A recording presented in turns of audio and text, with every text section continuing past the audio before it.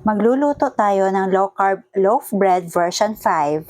Sa isang mixing bowl, maglagay ng coconut flour, green dahan golden monk fruit erythritol blend, baking powder, Himalayan pink salt, psyllium husk, green dahan cream of tartar, and natural almond flour.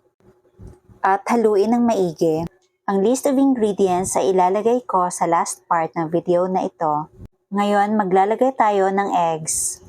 If you love this recipe, please like and share and follow me for more low-carb recipes and health tips. Maglalagay din tayo ng coconut oil and green dahan vanilla flavor. Pagkatapos, haluin ng maigi.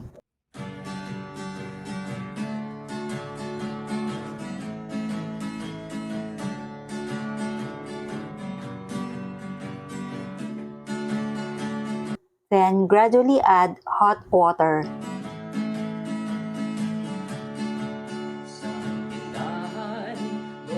Essentials ay kumpletong matatagpuan, katulong mo sa pag-ayos ng iyong kalusugan.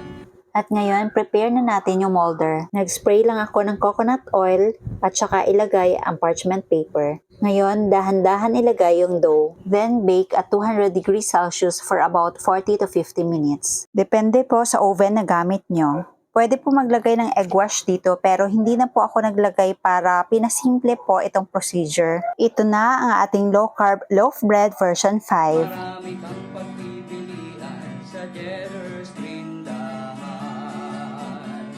Baking essentials, condiments, nuts and seeds, healthy oils, coconut products, superfoods, herbs and spices, low-carb breads, kakanin, at may sugar-free ulam pa. Happy ang pamimili sa Jetter's Green Dahan! Ngayon, try natin lagyan ng palaman gamit ang Coco Choco Jam.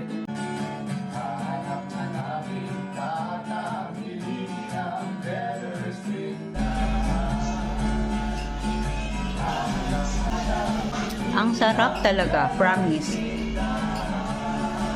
O, diba? Chocolatey.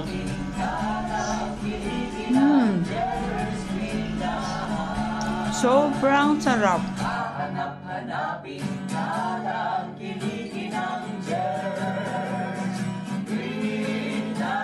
Ang sarap talaga, promise. Pares na pares sila. Matatagpuan, katulong mo sa pag-ayos ng iyong kalusugan. Marami kang pagpipilian sa Jetter's Tindahan.